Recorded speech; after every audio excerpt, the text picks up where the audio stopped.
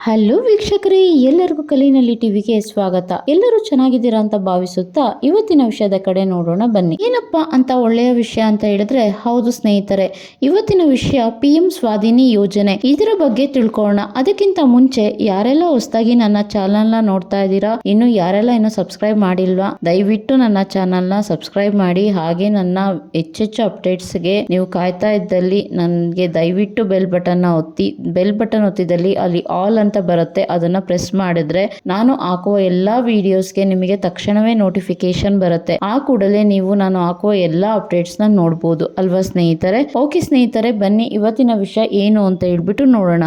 ಏನು ಮ್ಯಾಮ್ ಇವತ್ತಿನ ವಿಷಯ ಅಂತ ನೀವು ಕೇಳಿದ್ರೆ, ನೋಡಿ ಅದೇ PM ಸ್ವಾಧಿನಿ ಯೋಜನೆ. ಏನಿದು PM ಸ್ವಾಧಿನಿ ಯೋಜನೆ ಅಂತ ನೀವು ಕೇಳಿದ್ರೆ, ನೋಡಿ ಇದೊಂದು ಕೇಂದ್ರ ಸರ್ಕಾರ ರೂಪಿಸಿರುವಂತಹ ಯೋಜನೆ ಆಗಿದೆ. ಹೌದು, ಇದರ ಅಡಿಯಲ್ಲಿ ಎಲ್ಲರಿಗೂ, ಪುರುಷರಿಗೂ ಮತ್ತು ಮಹಿಳೆಯರಿಗೂ ಇಬ್ಬರಿಗೂ ಸಹ 10,000ದಿಂದ 50,000ದವರೆಗೆ ಕೇಂದ್ರ ಸರ್ಕಾರ ಸಾಲವನ್ನ ನೀಡ್ತಾ ಇದೆ ಗೆಳೆಯರೆ. ಹೌದಲ್ವಾ? ಹೌದು ಮೇಡಮ್, ಆದ್ರೆ ನೀವು ಒಂದ್ ಹೇಳಿ, ನೀವೆಲ್ಲ ಹೇಳ್ತೀರಾ ಅದಾದ್ಮೇಲೆ ಎಲ್ಲಾ ಕ್ಯಾಸ್ಟ್ನವರಿಗೂ ಬರುತ್ತಾ?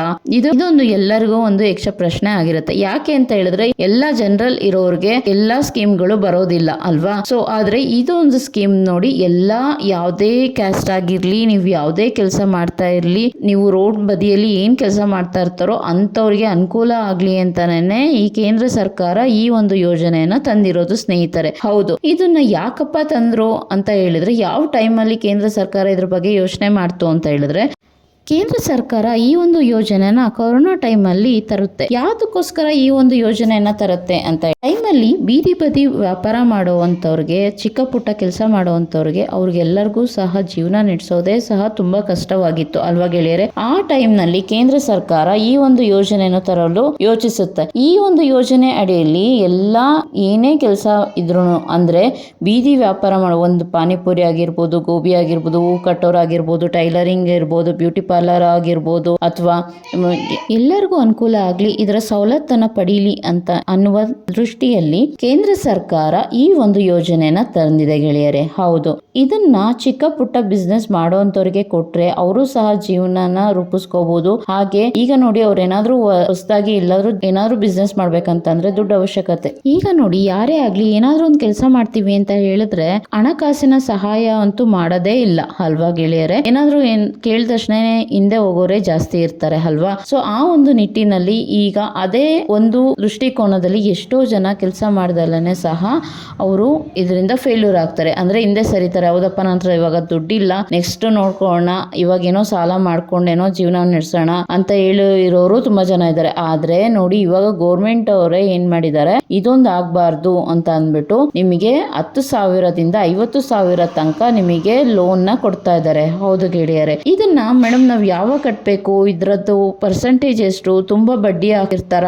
ಏನು ಅಂತ ನೀವು ಕೇಳಿದ್ರೆ, ನೋಡಿ ಇದ್ರದ್ದು ತುಂಬಾ ಬಡ್ಡಿ ಏನ್ ಇರೋದಿಲ್ಲ ಸ್ನೇಹಿತರೆ. ಹೌದು, ತುಂಬಾನೇ ಕಡಿಮೆ ಬಡ್ಡಿಯಲ್ಲಿ ನಿಮಗೆ ಲೋನ್ ಸಿಗುತ್ತೆ. ಇದರ ತುಂಬಾ ಮಾಹಿತಿ ಬೇಕು ಅಂತ ಅಂದಲ್ಲಿ ನಿಮ್ಮ ಹತ್ತಿರದ ಯಾವುದೇ ಬ್ಯಾಂಕ್ಗಳಿಗೂ ಹೋಗಿ ನೀವು ಇದ್ರ ಬಗ್ಗೆ ನಿಮಗೆ ಮಾಹಿತಿನ ಕೊಡ್ತಾರೆ, ಸರಿನಾ? ಹೋಗಿ ಕೇಳಿ.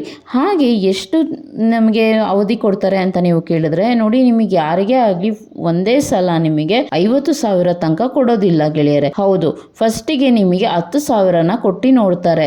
ಆ 10,000ನ ನಿಮಗೆ 1 ವರ್ಷ ಟೈಮ್ ಇರುತ್ತೆ. ಆ 1 ವರ್ಷದೊಳಗೆ ನೀವು ಬೇಗನೆ ತೀರಿಸಿದ್ದಲ್ಲಿ ನಿಮ್ಮ ವಹಿವಾಟನ್ನ ನೋಡ್ಕೊಂಡು ನಿಮಗೆ 10ರಿಂದ 50,000 ತನಕ ನಾವು ಕೊಡ್ತೀವಿ ಅಂತ ಹೇಳ್ಬಿಟ್ಟು ಹೇಳಿದ್ದಾರೆ. ಹೌದು, ಹಾಗಾದ್ರೆ ಮೇಡಮ್ ಇದಕ್ಕೆ ಅರ್ಜಿನ ಎಲ್ಲಿ ಸಲ್ಲಿಸಬೇಕು ಅಂತ ನೀವು ಕೇಳಿದ್ರೆ, ನೋಡಿ ನಿಮ್ಮ CSC ಕೇಂದ್ರ ಸೇವಾ ಕೇಂದ್ರಗಳಿರುತ್ತಲ್ವಾ, ನೀವು ಹೋಗ್ಬಿಟ್ಟು ಅಲ್ಲಾದ್ರೂ ನೀವು ಇದು ಮಾಡ್ಬೋದು, ಅರ್ಜಿಯನ್ನ ಹಾಕ್ಬೋದು. ಹಾಗೆ ನಿಮ್ಮ ಸೈಬರ್ ಸೆಂಟರ್ಗಳಲ್ಲೂ ಹೋಗಿ ಹಾಕ್ಬೋದು. ಹಾಗೆ ನೋಡಿ, ನೀವು ಮನೆಯಲ್ಲೂ ಸಹ ನೀವು ಇದಕ್ಕೆ ಅರ್ಜಿಯನ್ನು ಸಲ್ಲಿಸ್ಬೋದು. ಹೌದು ಗೆಳೆಯರೆ, ಅದಕ್ಕಿಂತ ಮುಂಚೆ ನಿಮ್ಮ ಹತ್ರ ನೀವು ಏನೇನ್ ಡಾಕ್ಯುಮೆಂಟ್ಸ್ ನ ಇಟ್ಕೋಬೇಕು, ಏನೆಲ್ಲ ಇದಕ್ಕೆ ಬೇಕು ಅಂತ ಹೇಳಿದ್ರೆ, ನೋಡಿ ನೀವು ಅರ್ಬನ್ ಅಲ್ಲಿದ್ರೆ ಅದ್ರ ಅದರದ್ದೊಂದು ಸರ್ಟಿಫಿಕೇಟ್ ಬೇಕಾಗುತ್ತೆ. ನೀವು ಇಲ್ಲ ಆದ್ರೂ ಸಹ ಅಲ್ಲಿ ಆಪ್ಷನ್ ಇರುತ್ತೆ, ನೀವು ಅದನ್ನ ಕ್ಲಿಕ್ ಮಾಡ್ಕೋಬಹುದು. ಹಾಗೆ ನಿಮ್ಮ ಆಧಾರ್ ಕಾರ್ಡ್ ಬೇಕಾಗುತ್ತೆ, ನಿಮ್ಮ ಆಧಾರ್ ಕಾರ್ಡ್ ನಂಬರ್ನ ಅಲ್ಲಿ ಲಗತ್ತಿಸಬೇಕಾಗತ್ತೆ, ಆಯ್ತಾ. ಹಾಗೆ ಸ್ವಯಂ ದೃಢೀಕರಣ ಪತ್ರ ಅಂದ್ರೆ ನೀವೇನ್ ಕೆಲಸ ಮಾಡ್ತಾ ಇದೀವಿ, ನಾವೇನ್ ಮಾಡಕ್ ಹೊರಟಿದೀವಿ ಅಂತ ಹೇಳ್ಬಿಟ್ಟು ಅದರದ್ದೊಂದು ದೃಢೀಕರಣ ಪತ್ರವನ್ನ ನೀವು ಮಾಡಿಸ್ಕೋಬೇಕಾಗತ್ತೆ. ಹೌದು ಗೆಳೆಯರೆ. ಹಾಗೆ ನಿಮ್ಮ ಹತ್ತಿರದ ಬ್ಯಾಂಕ್ಗಳಿಗೂ ಸಹ ಅಲ್ಲೂ ಹೋಗ್ಬಿಟ್ಟು ನೀವು ಅರ್ಜಿನ ಸಲ್ಲಿಸಬಹುದಾಗತ್ತೆ. ಹಾಗೆ ಅವ್ರ ಹತ್ರನೂ ಸಹ ಮಾಹಿತಿನ ಕೇಳ್ಕೋಬಹುದಾಗತ್ತೆ. ಅವರು ಇದಕ್ಕಿಂತ ನೀಟಾಗೇನೆ ಮಾಹಿತಿನ ನಿಮ್ಗೆ ಕೊಡ್ತಾರೆ, ಆಯ್ತಾ ಗೆಳೆಯರೆ. ಹೌದು ಗೆಳೆಯರೆ. ಮ್ಯಾಮ್ ಇದುವರೆಗೂ ಇದೇ ಫಸ್ಟ್ ಟೈಮಾ ಅಂತ ನೀವು ಕೇಳಿದ್ರೆ, ನೋಡಿ ಇಲ್ಲ ಗೆಳೆಯರೆ, ಇದುವರೆಗೂ ಆಲ್ರೆಡಿ 13,000ದಿಂದ 15,000 ತನಕನೂ ಅಪ್ಲಿಕೇಶನ್ ಬಂದಿದ್ದು ಎಷ್ಟೋ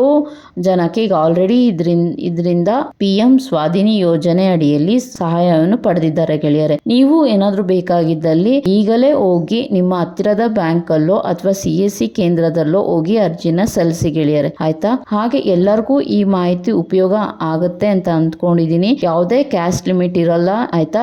ಎಲ್ಲರೂ ಈವನ್ ಪುರುಷರು ಹಾಕ್ಬೋದು, ಮಹಿಳೆಯರು ಹಾಕ್ಬೋದು, ಎಲ್ಲರಿಗೂ ಸಹ ಲೋನ್ ಸಿಗುತ್ತೆ. ಯಾವುದೇ ತರ ಚಿಂತೆ ಬೇಡ, ಎಲ್ಲರಿಗೂ ಒಳ್ಳೇದಾಗ್ಲಿ ಅಂತ ಹೇಳ್ತಾ, ನೋಡಿ ಗೆಳೆಯರೆ, ಇನ್ನು ಯಾರೆಲ್ಲ ನನ್ನ ಚಾನಲ್ನ ಸಬ್ಸ್ಕ್ರೈಬ್ ಮಾಡಿಲ್ಲ, ಪ್ಲೀಸ್ ನನ್ನ ಚಾನಲ್ಗೆ ಸಬ್ಸ್ಕ್ರೈಬ್ ಮಾಡಿ ಹೀಗೆ ನನ್ನ ಪ್ರೋತ್ಸಾಹಿಸಿ. ಧನ್ಯವಾದಗಳು.